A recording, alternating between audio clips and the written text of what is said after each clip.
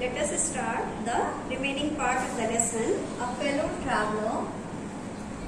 Yesterday we have studied more than half of this lesson. Today we are going to complete the remaining part of the lesson, A Fellow Traveler. Do you remember that the writer was traveling by a slow train and he thought that he was all alone in the compartment? But all of a sudden, a mosquito came and he sat on his nose, and then he came to know that he was not all alone. There was someone else, and he tried to escape it or he tried to kill it, but he couldn't do it. Now, it was all in vain. He played with me openly and ostentatiously, like a skillful matador, financing round an infuriated bull. It was obvious that he was enjoying himself, that it was for this that he has disturbed my repose. He wanted a little sport, and what sport like being chased by this huge, lumbering windmill of a creature who tasted so good and seemed so helpless and so stupid. The writer is telling us about his attempt to kill the mosquito and also his failure, and he compares himself to an infuriated bull and the mosquito to a skillful matador. It was all in vain. It was all in vain means his attempt to hurt, his attempt to kill the mosquito was useless. He played with me openly and ostentatiously. Now, the writer is not using the word it for mosquito. He is using the word he for the mosquito. It means that he is giving full importance to the mosquito. And he says, he played with me. The mosquito was playing with the author. He was enjoying himself. He played with me openly and ostentatiously. Ostentatiously means for a show, and he was clearly challenging the author to hurt him, to kill him. Like a skillful matador financing round an infuriated bull. The mosquito was like a very well skilled matador. Matador is a bull fighter, and financing round an infuriated bull. Infuriated bull is angry bull. The writer was just like an angry bull, and the mosquito was a skillful matador. Just as a skillful matador moves round the infuriated bull and kills him, in the same way the mosquito was moving around the author and he was biting him again and again. It was obvious that he was enjoying himself. Now the writer could understand that it was clearly enjoying, the mosquito was clearly enjoying this sport, this game, that it was for this that he had disturbed my repose. And for this enjoyment, the mosquito has disturbed the author. He wanted a little sport, and what sport like being chased by this huge lumbering windmill of a creature who tasted so good and seemed so helpless and so stupid.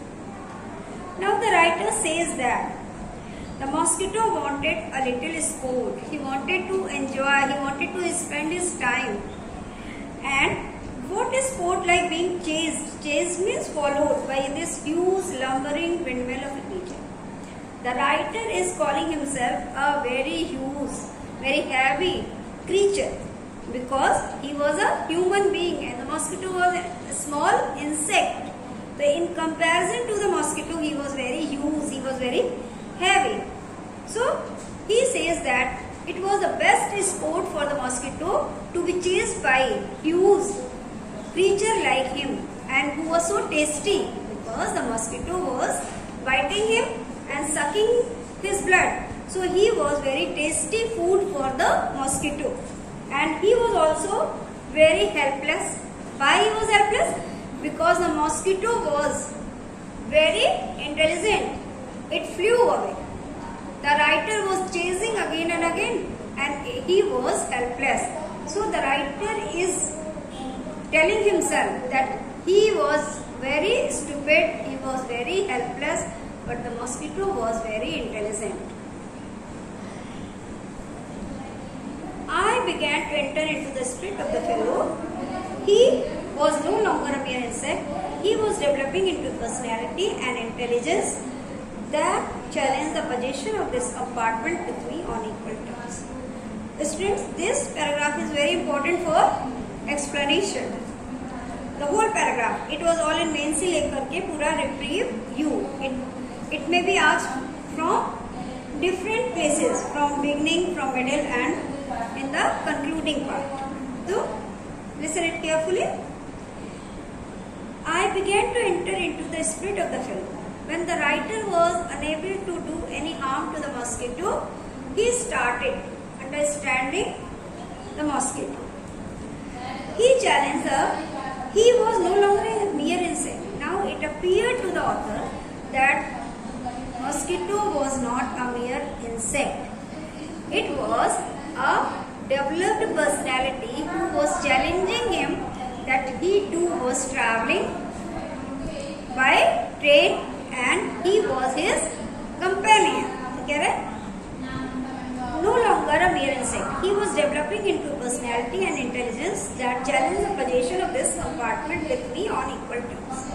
It appeared to him that he was challenging him that he too was traveling by train and he was equally having right to travel by the train.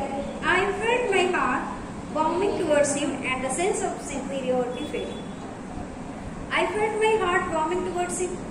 Now the writer started feeling affection for the mosquito and the sense of superiority. The sense of superiority means previously he was feeling that he was the best creation of God, he was human being. Now this feeling of superiority faded. How could I feel superior to a creature who was so manifestly my master in the only competition in which we had ever engaged? Now the writer says, if anyone says that he is superior to the other, he must prove his superiority, and there was only one competition between the author and the mosquito, chasing and hurting each other. In this competition, the mosquito was the winner and the author was the loser. So how can a loser call himself superior? So his sense of superiority faded. Who was so manifestly? Manifestly means clearly my master in the only competition in which we had ever engaged. Why not be magnanimous again? So the writer decided to be merciful, to be generous towards mosquito. Magnanimity and mercy were the noblest attributes of man. And he consoles himself by saying that he should be generous towards the mosquito, he should forgive the mosquito, and he should practice mercy and magnanimity towards the mosquito. Magnanimity and mercy were the noblest attributes of man. Why? Because these are the best qualities of a human being. To be merciful, to be kind-hearted towards others. In the exercise of these high qualities, I could recover my prestige. By showing kindness, by showing mercy, by showing generosity to the mosquito, he could regain his lost honor. Why? Because he was the defeater. He was the person who was defeated by the mosquito, and so he wanted to regain his lost honor, and this honor can be gained by practicing mercy and magnanimity. At present, I was a ridiculous figure. In the exercise of these high qualities, I could recover my prestige. At present, I was a ridiculous figure, a thing for laughter and derision. The writer says that at present means the time when he was feeling helpless, he was a ridiculous figure. He was a person who was creating fun for others. He was a comic person. He was a very enjoyable thing for others. His situation was very ridiculous at that time, a thing for laughter and derision. Anyone anyone had been there, he would have laughed at him. By being merciful, I could reassert the moral dignity of man and go back to my corner with honor. And he realizes that by being merciful, he could reclaim the honor of and dignity of human being and go back to his seat with respect. Means he was feeling very sad, he was feeling very defeated in his heart, and if he says that he is not going to kill the mosquito, he is going to forgive him, he could regain his lost honor. I withdrew the sentence of death. I said, returning to my seat, I cannot kill you, but I can reprieve you, I do it. Now the writer withdrew the sentence of death. Withdrew the sentence of death means he took back his death sentence. In the previous paragraph, he said that I am assuming the black cap. I am going to play the part of a judge and I announce the death sentence for the mosquito. Now he says that I take my words back and I forgive you. Withdraw the sentence. And returning to my seat. And now I am going to sit on my seat. I cannot kill you. The writer says that he does not want to kill him, but I can reprieve you, I do. I can reprieve you, I can postpone the death sentence. I cannot forgive you, but I can postpone the death sentence. I do it, and I am doing it. I took up my paper and he came and sat on it. Foolish fellow, I said, you have delivered yourself into my hands. I have but to give this respectable weekly organ of opinion a smack on both the covers and you are a corpse. Neatly sandwiched between an article on peace traps and another on the modesty of Mr. Herbs. But I shall not do it. I have reprieved you, and I will satisfy you that when this large animal says a thing, he means it. Now the writer says that after reprieving, he sat on his seat and he took up his paper and he started reading it. But as soon as the writer sat on his seat, the mosquito again came and sat on the magazine. Came and sat on it. Foolish fellow, I said, you have delivered yourself into my hands. This time the writer says that the mosquito was foolish. The mosquito was stupid because he came and sat on the magazine, and as soon as he covers the pages of the magazine, the mosquito will be sandwiched between the two pages of the magazine. I said, you have delivered yourself into my hands. You came close to me and now I can kill you easily. I have but to give this respectable weekly organ of opinion a smack on both the covers and you are a corpse. Corpse means dead body. As soon as the writer would close the magazine, the mosquito will be sandwiched between the two pages of the magazine. Neatly sandwiched between an article on the peace trap and another on the modesty of Mr. Herbs. And what were printed on the both sides of the magazine? On the one side, there was an article named peace trap, and on the other side, the modesty of Mr. Herbs. But I shall not do it. The writer says that he would not cheat the mosquito because he had already postponed his death sentence. I have reprieved you. I have postponed your death sentence, and I will satisfy you that when this large animal says a thing, he means it. And he would not deceive the mosquito. He would say whatever he had said, he would follow it. Moreover, I no longer desire to kill you. Through knowing you better, I have come to feel, shall I say, a sort of affection for you. I fancy that St. Francis would have called you little brother. I cannot go so far as that in Christian charity and civility. Moreover, I no longer desire to kill. Then he accepts that he does not want to kill the mosquito any more. Through knowing you better, after spending some time with the mosquito and knowing him better, I have come to feel, the writer came to realized that a sort of affection for him.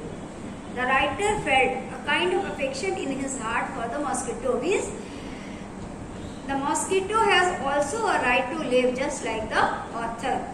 He has no right to kill any creature. I fancy that Saint Francis would have called you little. The writer gives the example of Saint Francis who addresses each and every creature as his brothers and sisters. But the writer says that he is not so kind enough to call the insect as his brother. But I recognize a more distant relationship. But still he had developed a very distant relationship. And what did he name his relationship? I cannot go so far as that in Christian charity and civility, but I recognize a more distant relationship. Fortune has made us fellow travelers on this summer night. And he gives the name of fellow travelership to this relation between himself and the mosquito. I have interested you and you have entertained me. The writer says both of us have been useful for each other during this journey. I have interested you means you have been interested in my blood and you have entertained me and you have entertained me. You have removed the boredom of loneliness. The obligation is mutual and it is founded on the fundamental fact that we are fellow mortals. Obligation, gratefulness. The gratefulness is mutual, means both of us are grateful to each other. The writer had given his blood to satisfy the hunger of the mosquito, and the mosquito had given company to the writer while his journey. Is founded on the fundamental fact that we are fellow mortals. One more relationship the writer feels that both of them are fellow mortals. What is the meaning of fellow mortals? All the creatures are mortal. Mortal means one who is born is sure to die someday or the other. Maranashil. The writer says the mosquito is mortal and he himself is mortal. So both are fellow mortals. The miracle of life is ours in common and its mystery too. The obligations से लेकर के going into the night again perhaps. This part is the most important paragraph for the explanation. Mark it. The miracle of life is ours in common and its mystery too. The writer says both of us share the same mystery and miracle in our life. There is no difference between the mystery and miracle of their lives. I suppose you don't know anything about your journey. I am not sure that I know much about mine. Here the essay turns from comic to spiritual. Means now the writer is telling us not about a common journey from one place to another. He means to say the journey of life, and he has become very philosophical. He says, I suppose you don't know anything about your journey. Means the mosquito is unaware of his journey of life. He doesn't know when his journey of life is going to end. In the same way, the writer says that I am not sure that I know much about mine. And the writer says that he doesn't know anything sure about his journey. When his journey of life is going to end. So, both have the same miracles, both have the same mystery in their life. We are really, when you come to think of it, a good deal alike, just apparition that are and then are not, coming out of the night into the lighted gas. We are really, when you come to think of it, a good deal alike. The writer says that when we think deeply about our relation, we come to know that there is no difference between the life of a mosquito and the writer. Why? Just apparition that are and then are not. Both are just apparition. Apparition, ghost. जैसे you have heard that a ghost appears for few moments and then he disappears. In the same way, in comparison to the eternity, the human life or any other's life is very small, just like the appearance and disappearance of a ghost. So the writer says, we are just like the ghost coming out of the night into the lighted carriage. We come out of the night. Out of the night means nobody knows from where he or she has come. We don't know कि हमारा जन्म कहाँ से हुआ है, हम किस लोक में थे. And we come into the lighted carriage. This world is full of knowledge. So this world has been compared just like a lighted carriage. Lighted carriage means a place which is full of the light of knowledge, and we come from some unknown place on this earth. So that is compared to night. जो दिखाई नहीं दे रहा है, जिसके बारे में जानते नहीं, वो नाइट, और जिसके बारे में हम जान रहे हैं वो लाइट है, वो ज्ञात है. Fluttering about the lamp for a while and going out into the night again. Fluttering about the lamp for a night. Just as a mosquito flutters round a lamp and then he dies. In the same way, after taking birth, human beings also are attracted by the false beauty of, false attractions of, false relations of this world. And at last they die. And after death, once again going out into the night, once again they are lost in the unknown world.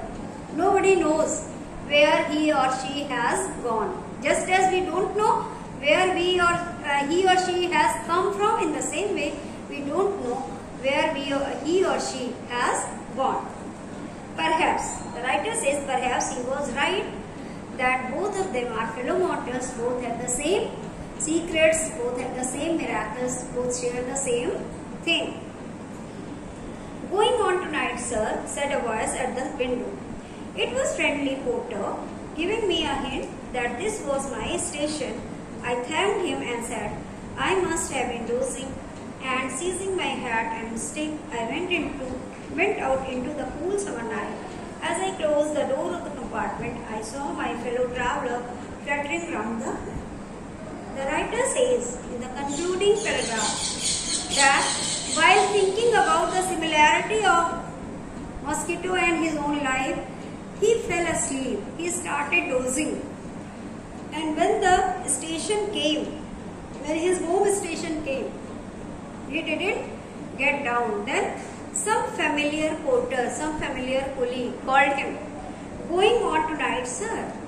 Means, would you like to go further tonight, sir? Said a voice at the window. It was a friendly porter giving me a hint that this was my station. Indirectly, the coolie, the porter, was telling the author that his station has come and he should get down. I thanked him and said, I must have been dozing. The writer thanked the coolie and told him that he was dozing, he was asleep. And seizing my hat and stick, I went out into the cool sun. The writer took his hat, he took his stick, and he went out of the compartment in the summer night. As I closed the door of the compartment, I saw my fellow traveller fluttering down the lamp. When he got down, he closed the door of the compartment and then he tried to see, and he saw the fellow traveller fluttering round the lamp. He saw that fellow traveller was still inside the compartment and he flew near the lamp and he started fluttering round the lamp. So, students, the lesson is complete. Whatever I have asked you to mark it and prepare the explanations, because you will get 8 marks explanation in the examination. And after that, try to solve the short answers given in the exercise and vocabulary portion. Give the synonyms of the following. This is your homework. Do it. Give the synonyms of the following words. Use the following idiomatic phrases in your own words.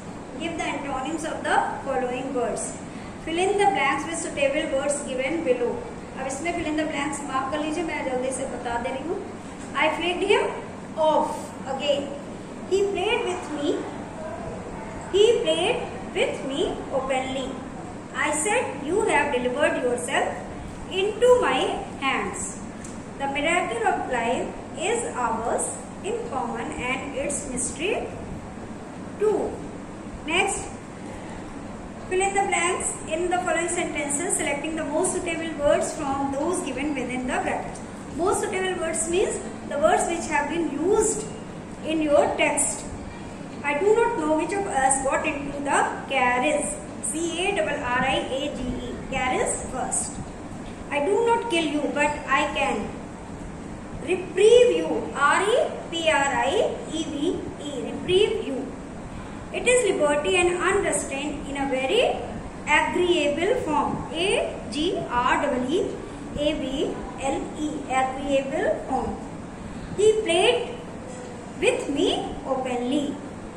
Justice demands it and the court awards it. A-W-A-R-D-S. Awards it. I felt my heart warming towards him and the sense of superiority fading. F-A-D-I-N-G. Clear? Now,